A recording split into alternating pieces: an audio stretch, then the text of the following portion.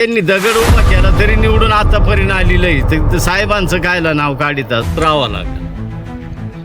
आणि चांगलं वातावरण आहे, त्यांचंही चांगलं यांचंही चांगलं. आता जे होईन ते होईन. आता मग घड्याळाचा उमेदवार निवडून येईल असं बोलले ना तुम्ही आता. अहो घड्याळाचा येईन मग. आणि यांचं काय आता ज्याची त्याची कामाची हे त्यांनी कामं केल्यात यांनी केल्यात. ही माणसं कामाचीच आहे.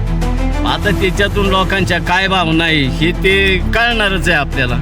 नागरिकांचा कौल कोणाच्या बाजूने जास्त? अहो कौल दुई साईटनी. पण आता हे जे आमचे गावाले 50-50 आहे का? 50 तसं नाही सांगता यायचं. पण कल चांगलंय दुईंचं. तिकडूनही चांगली दुई सीट आणि इकडची सीट चांगली. तुम्ही तर मागाशी म्हणले राष्ट्रवादीची सीट. अहो राष्ट्रवादीची येणारच आहे. पण आता ही यांची सीट काय कमी नाही.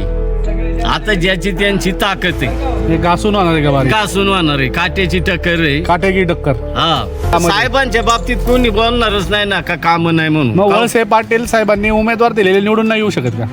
अहो, येऊन नाही. त्यांनी दगड उभा केला तरी निवडून आतापर्यंत आलेलं आहे. तर साहेबांचं कायला नाव काढतात. साहेबांची सगळीच कामं आहे. पूर्ण आंबेगाव तालुका साहेबांनी काम केलं. हा साहेबांनी आता इतक्या वर्ष केलेले म्हणल्यावर कामच आहे साहेबांची. साहेबांचे कार्यकर्ते आहात तुम्ही? हा कार्यकर्ते आम्ही हायच आहे. मग पहिल्यापासूनच आता आमच्या काय सासू जास्ती लक्ष. आता ते लाभार्थी म्हणलं जातं. आता लाभार्थी कसं काय का म्हणलं जातं? लाभार्थी मला काय त्यातलं कळालं नाही. म्हणजे आता बघा मध्ये टीका झाली की साहेबांचे लाभार्थी ते साहेबांचे लाभार्थी. लोकांवर काही टीका करू शकते आता. कोणी काही बोलू शकते. पण जी कामं आहे ती चालल्यात आणि होणारे आहे. तर त्याच्यामुळे नुसतेच बातमी आपण सोडून काय त्याच्यात उपयोग नाही.